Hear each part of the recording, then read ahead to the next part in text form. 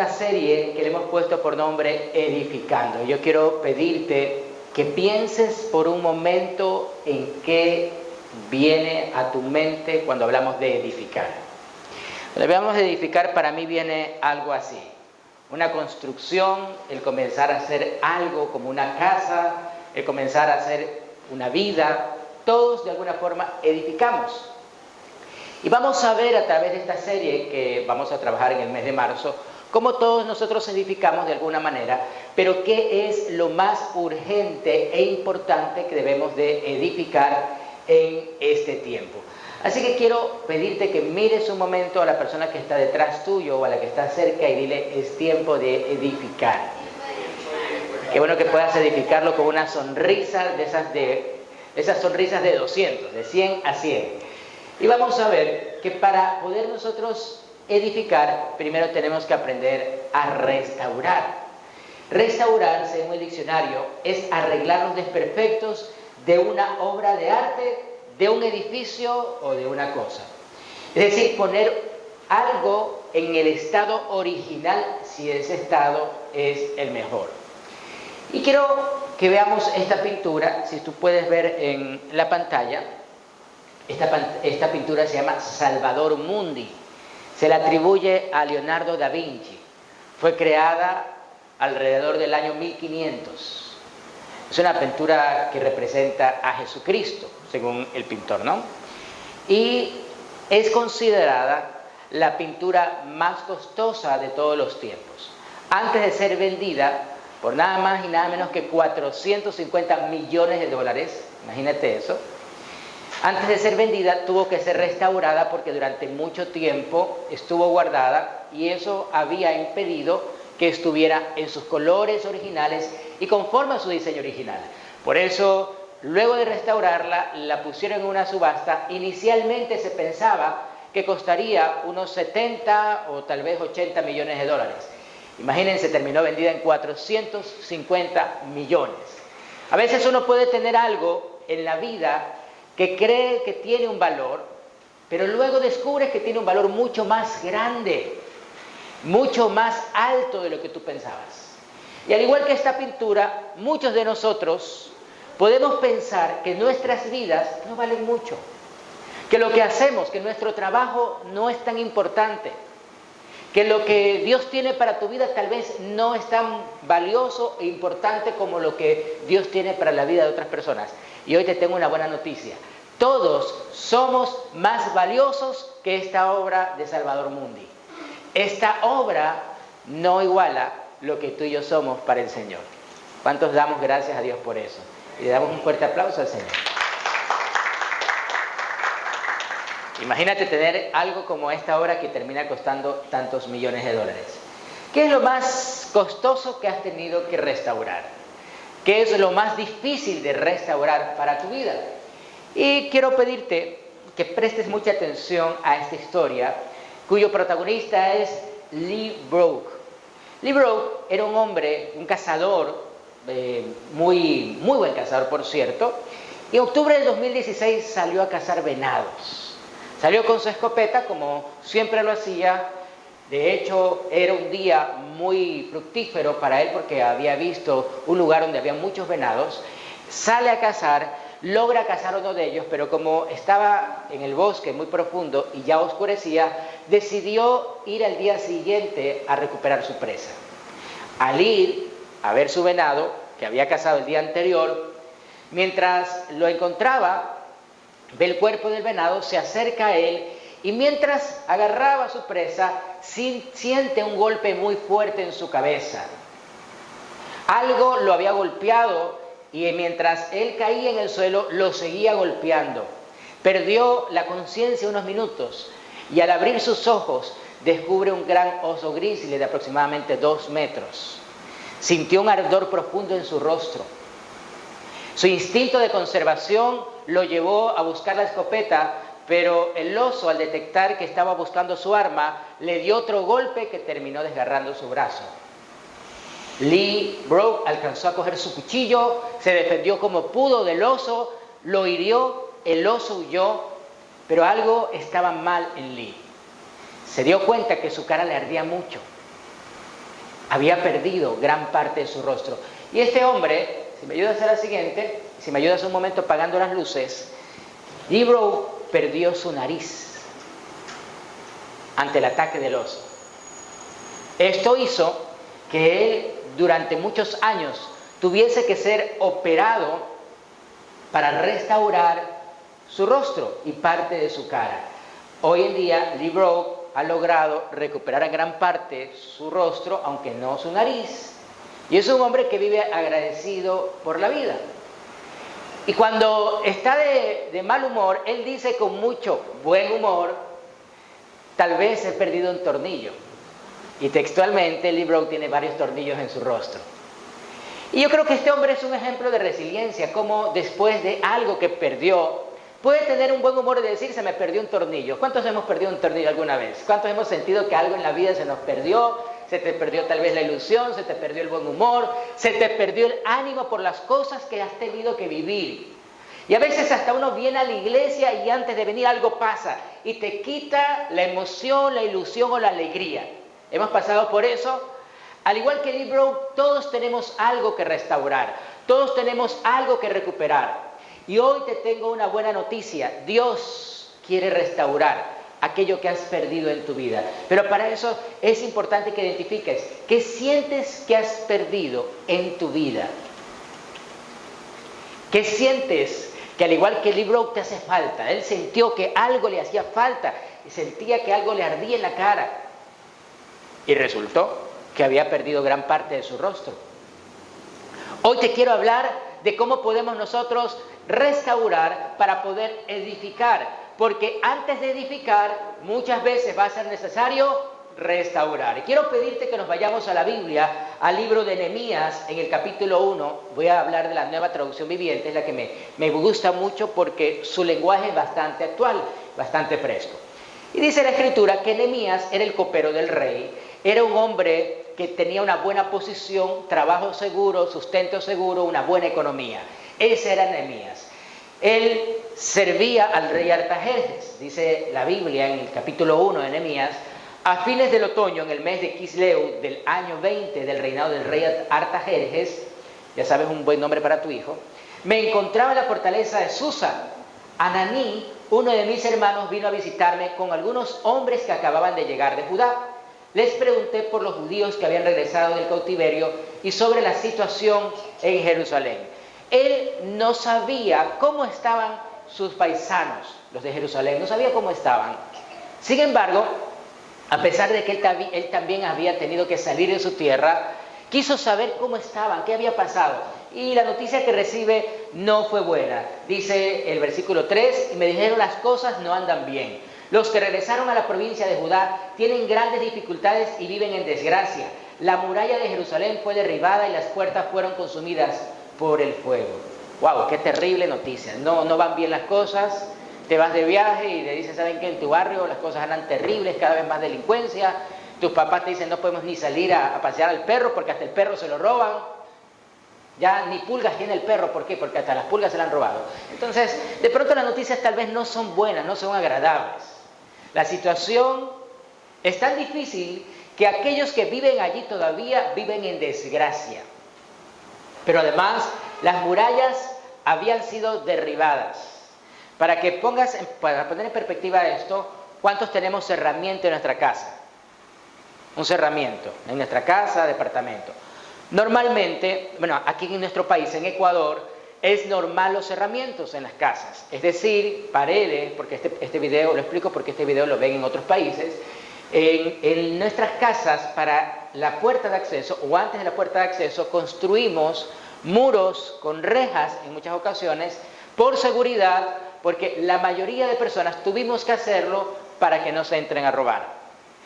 Imagínate que un día llegas a tu casa y te derribaron esta entrada, te derribaron los muros que construiste para entrar a tu casa. Ya no los tienes.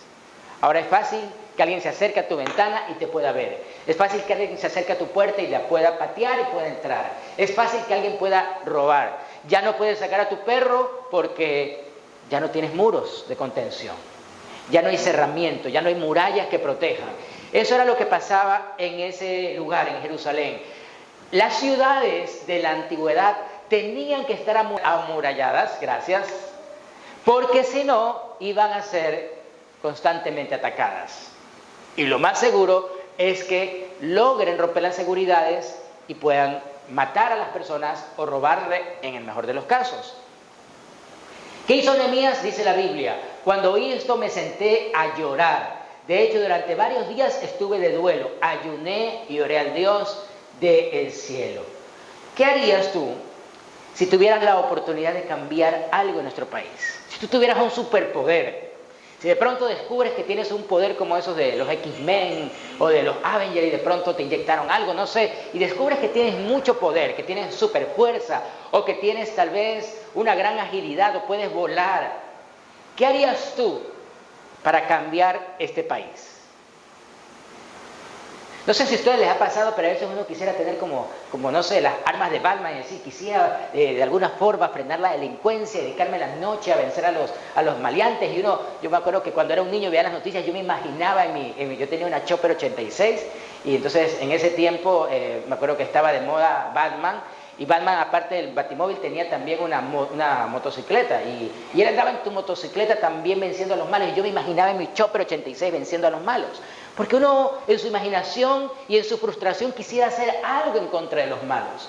Si tú pudieras hacer algo para cambiar la situación de nuestro país, ¿qué hicieras? Tal vez eso, ¿no? Acabar con la delincuencia, acabar con los malos, los atara, los venciera, estuviera pilas allí para ver si algo puedo hacer, lo haría. Pues sabes, si hay cosas que podemos hacer, porque si queremos nosotros una reconstrucción social, una restauración social, tenemos que comprender que para eso primero tenemos que hablar de una reconstrucción personal. La reconstrucción es una decisión personal. Tú y yo tenemos que tomar una decisión para poder reconstruir primero nuestra vida espiritual, que posiblemente, como la muralla de Jerusalén, estaba destruida. Imagínate, estos ladrillos representan la muralla. Si comenzamos a ponerlos más y más y más y más, habría un gran muro que impidiera cualquier ataque del enemigo. Pero todo esto estaba tirado, estaba caído. Si lo tiro, después me van a hacer bonche los productos, están pegados. Esto le llegó al corazón a Nehemías. Y Nehemías fue a hablar con el rey Artajerjes. El rey lo vio triste, le dijo: ¿qué te pasa? Y Nehemías le dijo: rey, estoy triste porque mi ciudad, la ciudad donde crecí, donde nací, la ciudad de mis antepasados está destruida. Siento mucho dolor. A pesar de que Nehemías no estaba pasando necesidades, pero le dolía en el corazón lo que estaba pasando en Jerusalén. ¿Te duele en el corazón lo que estamos viviendo en nuestro país? Creo que todos, al leer las noticias, nos ponemos tristes o deprimidos. Basta con ver los titulares solamente para uno decir: Dios mío, ¿en qué mundo vivimos? Este país, ¿en qué momento cambió tanto? Y a veces uno mira a otros países y uno dice: yo creo que me voy a vivir a tal país o me voy a vivir a tal ciudad, y resulta que la cosa ya también está peor o igual que aquí. Solo que diferentes locos y diferente situación, pero siempre hay una situación complicada o difícil. Nehemías habla con el rey y consigue el permiso del rey para ir a reconstruir la muralla.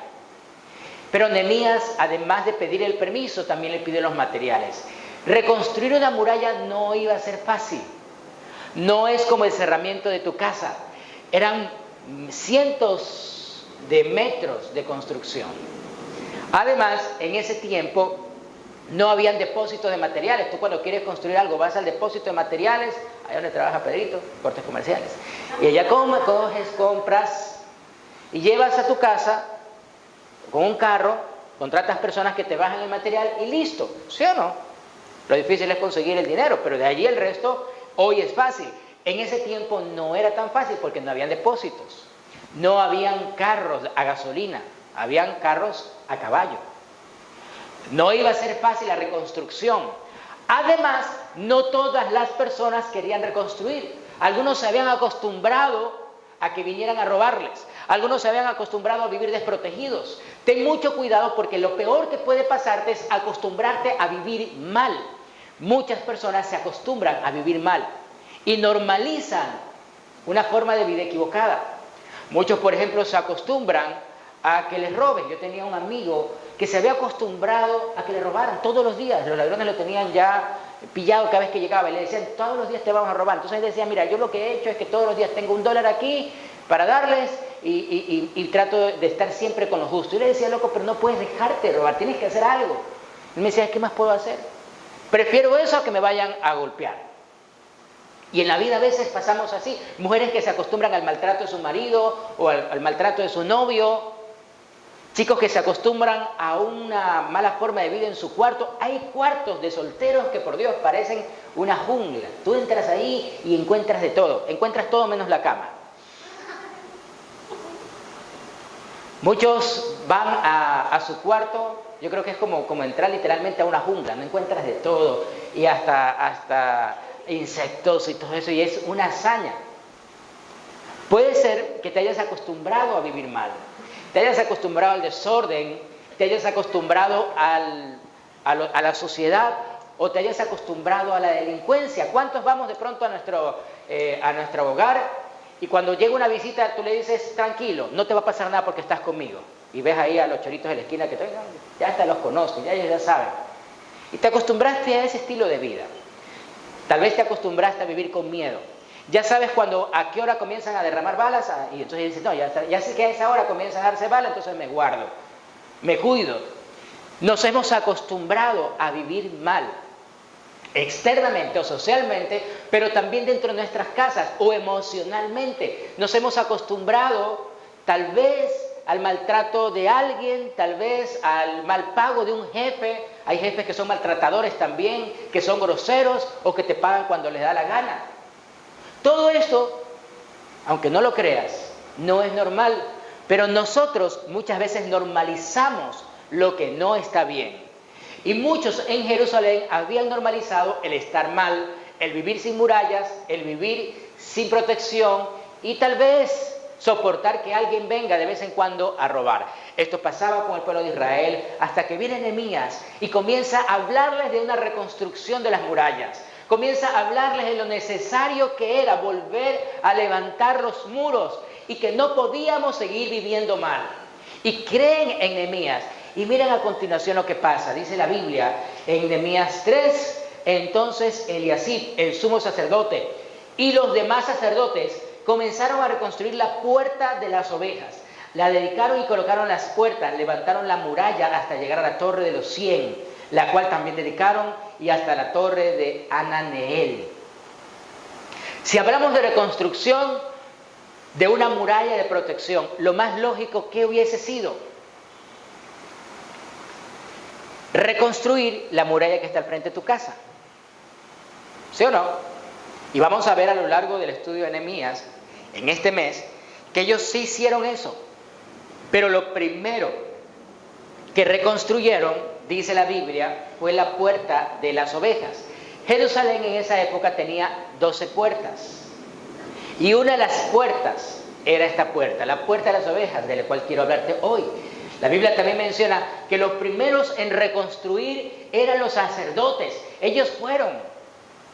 Los sacerdotes eran los que se dedicaban a los sacrificios en ese tiempo, a la institución religiosa, al enseñarle al pueblo a seguir a Dios. Esos eran los sacerdotes. Nehemías no era sacerdote, era una persona que trabajaba en un área civil. Era el copero del rey, como dije inicialmente. Ellos, o Nehemías, les motiva a reconstruir. Y lo primero que hacen es reconstruir la puerta de las ovejas. ¿Por qué? Por la puerta de las ovejas, ellos llevaban los rebaños de ovejas o los animales que iban a sacrificar. Entonces lo primero que ellos pensaron en reconstruir es todo aquello que les permitiera entrar en la presencia de Dios. Pensaron en nuevamente levantar los sacrificios al Señor. Ellos pensaron que lo primero que tenemos que hacer para reconstruir socialmente nuestra ciudad es levantar la adoración al Señor. Eso pensó Nehemías y los sacerdotes también. Esto produjo una gran conmoción social. Porque mira lo que dice a continuación. Juan 10, versículo 7. Quiero pedirte que lo leas fuerte. 1, 2 y 3.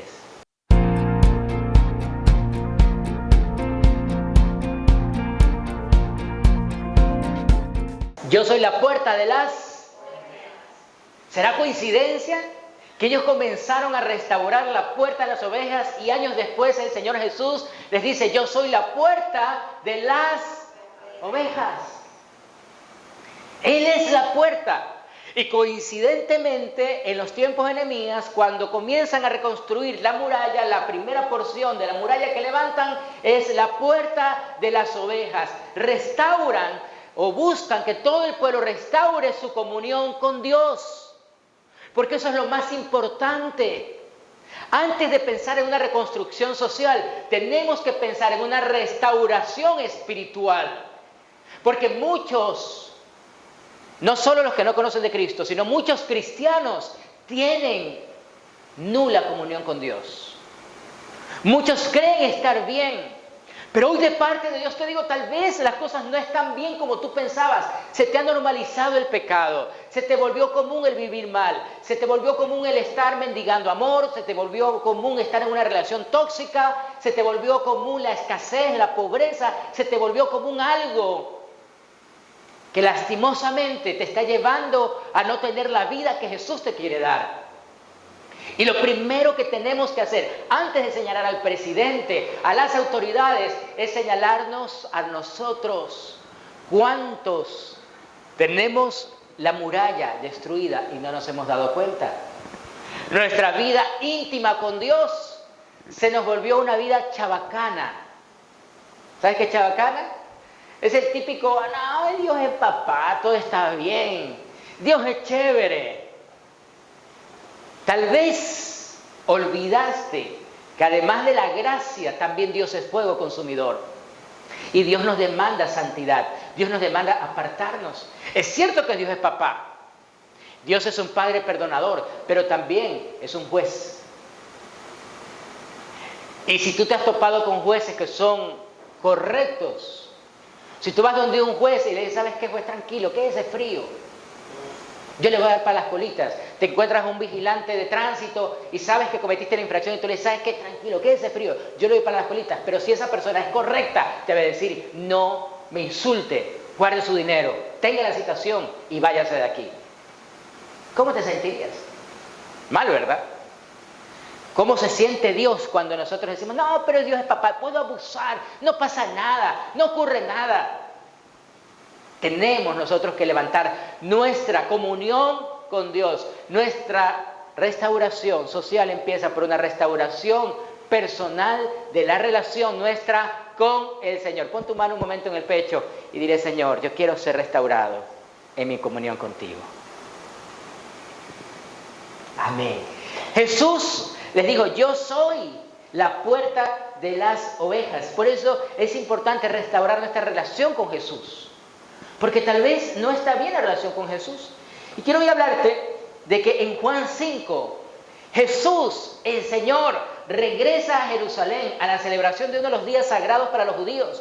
Dentro de la ciudad, cerca de la puerta de las...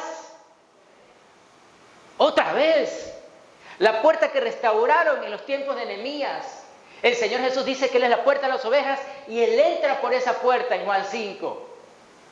Y luego dice la Escritura, se encontraba cerca de allí, en el estanque de Betesda, una multitud de enfermos, ciegos, cojos, paralíticos que estaban tendidos en los pórticos. Y es allí donde se celebra uno de los milagros más interesantes que nosotros vamos a ver. Pero veamos que el Señor Jesús entra por la puerta de las ovejas. Lo que hoy restauras, las relaciones que hoy restauras, serán la bendición del mañana. Lo que hoy estás restaurando es lo que te va a llevar a que mañana tengas una mejor vida. Pero hoy tienes que empezar un proceso de restauración en tu vida espiritual, en tu área emocional, en tu área familiar. Necesitas ser restaurado. Posiblemente no te has dado cuenta, pero necesitas restauración. Tal vez te acostumbraste a vivir de una forma, pero eso no quiere decir que ese fue el plan de Dios para tu vida. Hace muchos años, siempre me ha gustado el fútbol. De hecho, normalmente los días domingos, 6 de la tarde, si quieren ver a Messi ecuatoriano, bueno, pueden ir a las canchas. Pero normalmente con los chicos nos vamos a jugar el domingo a las 6 de la tarde, ya cuando hemos terminado nuestras actividades y después de haber lavado los platos. Así que yo era un muchacho de aproximadamente 14 años cuando jugando en mi colegio, por error pateé una piedra. Y esto ocasionó que mi empeine de la pierna derecha, precisamente, que es la que pateaba, se me abriera un poco. Y esto me impidió seguir jugando pelota. Me acuerdo que mi mamá me llevó al médico, me observaron, me hicieron algunas terapias, pero me dijeron que tenía precisamente que recibir cierta terapia para poder mejorar. Porque a pesar de que podía caminar, de que no cojeaba, pero no podía volver a patear como antes pateaba. Por eso es que me hice pastor y no futbolista. Entonces, ya no podía patear igual que antes. La terapia te ayuda a poder restaurar el proceso o restaurar lo que está mal. Ese problema en mi pie se corrigió a través de terapias que me dieron. Tal vez te has acostumbrado en la vida a que algo en tu corazón no está bien o en tu mente no está bien, pero eso no quiere decir que toda la vida vaya a estar mal. Pero te has acostumbrado a estar con malos pensamientos, con malos sentimientos o con una vida mediocre espiritualmente. Y hoy tienes que restaurar tu vida espiritual. Tal vez te has acostumbrado a estar resentido con personas de tu entorno familiar. Yo conozco familias que llevan meses sin hablarse, algunos hasta años sin hablarse. Conocí una vez a una mujer que llevaba años enojada con su hermana, pero años, cerca de 30 años que no le hablaba a su hermana. Y cuando le tocaban ese tema decía, no, yo no quiero saber nada de mi hermana porque ella se portó muy mal. Años, esas hermanas sin hablarse. ¿Qué tienes que restaurar? ¿Con quién tienes que restaurar la comunión? ¿Con quién tienes que restaurar el amor? Los lazos de amistad o los lazos filiales. Algo tal vez tienes que restaurar y te has acostumbrado a andar por la vida sin que esa área haya sido tocada por el Señor. ¿Sí me están siguiendo? Un poco más adelante dice la Biblia, uno de ellos, de los que estaban cerca del pórtico de la puerta de las ovejas, era un hombre que tenía 38 años que estaba enfermo. Cuando Jesús lo vio y supo que hacía tanto que padecía la enfermedad, le preguntó, ¿te gustaría recuperar la salud? Yo quisiera hacerte esta misma pregunta, ¿qué necesitas recuperar? ¿Qué es lo que necesitas? Jesús lo vio y le dijo, hey, ¿te gustaría recuperar la salud? Podríamos decir que estaba haciendo una pregunta obvia. Hoy en día se ha puesto de moda esa palabra obvia, ¿no? Una pregunta obvia. ¿Quiere sentarse? Obvio, estoy parado tanto tiempo. Y la gente hace esa expresión sin saber que uno a veces pregunta por ser educado. El Señor Jesús hace una pregunta que parecía obvia. Él estaba allí, tirado al pie del estanque, en donde contaba la leyenda que de vez en cuando descendía un ángel, tocaba el agua, y el primero que tocaba el agua, después de que el ángel la hubiera tocado, se sanaba. Así que habían cualquier cantidad de enfermos cerca del estanque, esperando que viniera el ángel. Jesús se acerca, ve a este hombre y le dice, hey, ¿quieres ser sano? ¿Quieres recuperar tu salud? Entonces el cojo, el hombre que estaba tirado en el suelo, lo miró y le dijo que sí, obvio, quiero recuperar la salud. Jesús, hoy tal vez te hace la misma pregunta, ¿qué necesitas recuperar? Porque hay personas que no se dan cuenta que necesitan recuperar algo, y tal vez tú no te has dado cuenta que necesitas recuperar algo, que hace tiempo ya no te levantas a buscar a Dios, que ya te da igual venir a la iglesia o no, que prefieres ir a pasear al perro, ir a trabajar o cualquier cosa antes que venir a nutrirte de la palabra del Señor. Se te volvió cualquier cosa el leer la Biblia, se te volvió cualquier cosa alabar a Dios. Cambias aquello que es importantísimo y elemental en tu vida por cualquier cosa. Y eso es súper clave, entender que hay cosas que necesitas recuperar. Y hoy de parte del Señor te traigo esta pregunta, ¿qué es lo que necesitas restaurar? Luego dice la Biblia, en Juan 10, el Señor sigue hablando. Acuérdense que Él dijo que Él es la puerta de las... Jesús le dijo, o les dio la siguiente explicación. Les digo la verdad, yo soy la puerta de las ovejas. Todos los que vinieron antes que yo eran ladrones y bandidos. Pero las verdaderas ovejas no los escucharon. Mucha gente vendrá a hablarnos tan bonito como Jesús. Mucha gente vendrá a decirnos cosas que aparentemente son del Señor. Mucha gente va a venir y puede engañar a algunos, pero dice la palabra de Dios que las verdaderas ovejas de Jesús no seremos engañadas. ¿Hay aquí alguna verdadera oveja de Jesús? ¿Hay aquí alguien que diga, yo soy una oveja de Dios? ¿Yo soy una oveja de Jesucristo? Bueno, dice la Biblia que vendrán gente a engañarte, pero si tú eres una verdadera oveja, vas a aprender a reconocer la voz de tu pastor, de nuestro pastor. Por eso es importante que hagamos esta pregunta: ¿a quién estás escuchando? ¿A quién estás escuchando? La primera en escuchar una voz extraña fue Eva. Dice la Biblia que estaban Adán y Eva en el huerto del Edén. Dios les da la instrucción de no comer del fruto del árbol de la ciencia del bien y del mal. Pero Eva presta sus oídos al diablo. Y el diablo no le dijo algo evidentemente malo. Simplemente la hizo entrar en duda y le dijo, con que Dios te ha dicho. ¿No será que lo que Dios quiere es que no seas como Él? Mira, el diablo siembra duda. El diablo comienza a poner murmuración en el corazón. Si te has dado cuenta que tu hermano que está al lado te está mirando raro, ¿verdad? No. Algo pasa. Si te estás dando cuenta que en la predicación el pastor te estaba mirando, después a veces miro las sillas vacías, porque después me dicen que estoy mirando, le dediqué la prédica a alguien. Si te das cuenta, el diablo comienza a ponerte voces extrañas o preguntas raras que te van a llevar a confundirte. ¿Sabes? No hay mejor forma en la cual tú puedas ser guiado por Dios que aprender a escuchar y a diferenciar la voz de Dios de las voces extrañas que quieren llevarte a que te pierdas, a que no entres por la puerta de las ovejas. Lucas 11:28 dice la Escritura. Ayúdenme a leerla por favor con voz fuerte y alta. 1, 2 y 3.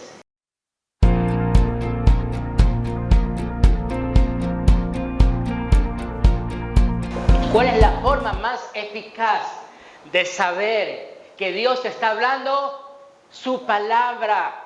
La palabra de Dios es lo más fiable, lo más seguro que tú tienes.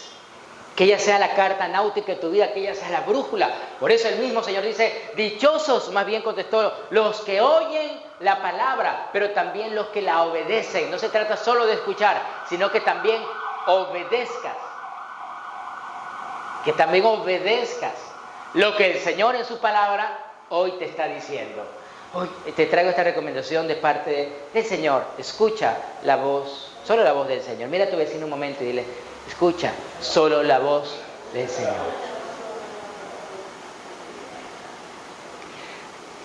Vendrán muchos a hablarte cosas muy bonitas, aparentemente muy sabias.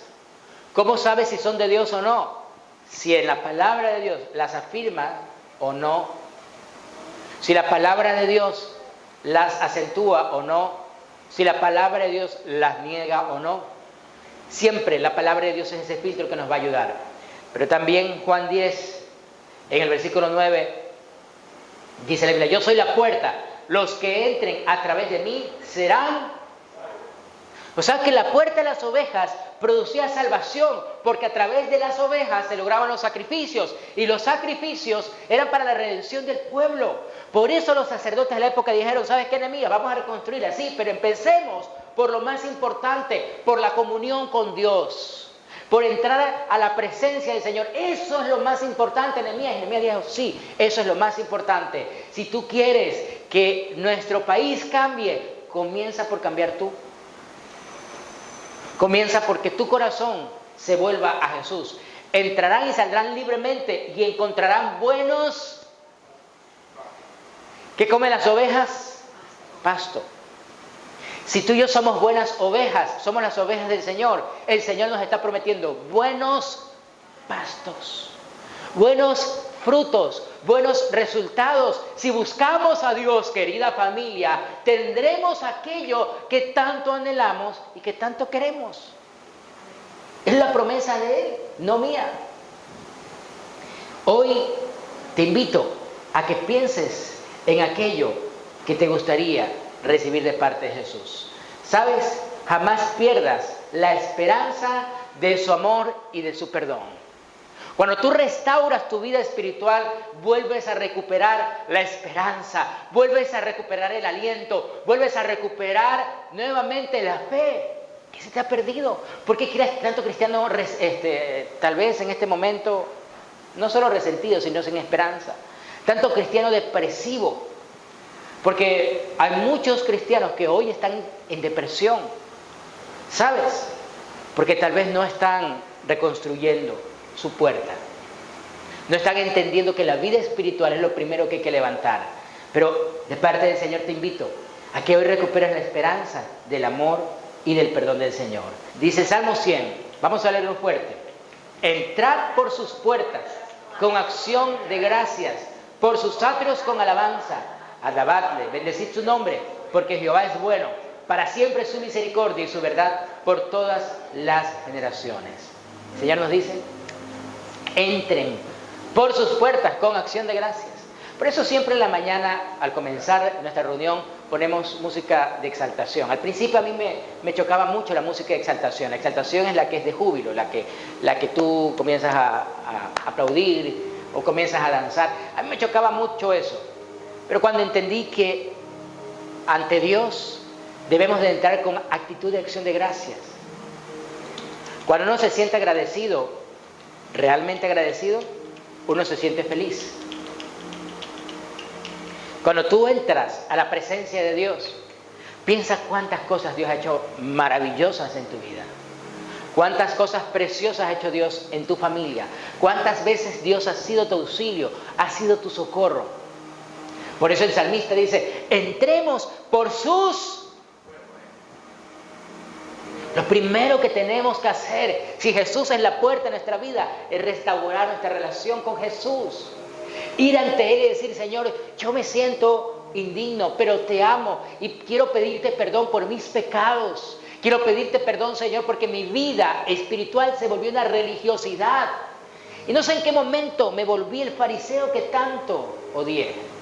No sé en qué momento me volví legalista. No sé en qué momento me volví perezoso. No sé en qué momento dejé a un lado el buscarte, el adorarte, el servirte. No sé en qué momento, Señor, dejé de estar buscando tu palabra.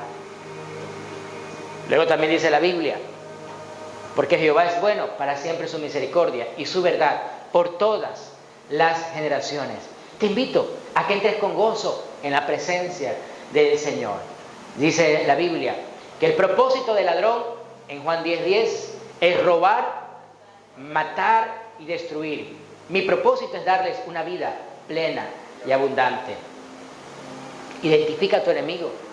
Hay un enemigo muy poderoso que te quiere acabar, que quiere destruir tu relación matrimonial, que quiere destruir tu vida espiritual, que quiere destruir tu gozo. Una de las estrategias del enemigo en este tiempo, yo creo que es que la gente desconozca o piense que el diablo es un mito. Por eso he levantado una teología de que hablan sobre esto. Que el diablo es una construcción social, es una construcción individual que muchos hicieron para atemorizar a la gente. No, la Biblia dice que es un ser que Dios lo creó y que es poderoso, que es un querubín. Y que cuando se revela contra Dios, logra convencer a la tercera parte de los millones de ángeles que existen o que existían en la esfera celestial.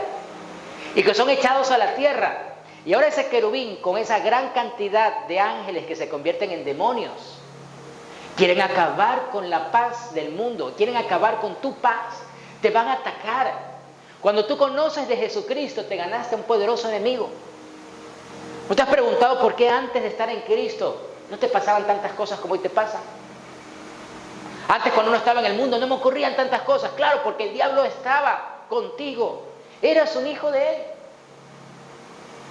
Pero ahora que eres un hijo de Dios, el enemigo va a atacarte con todas las fuerzas de su odio.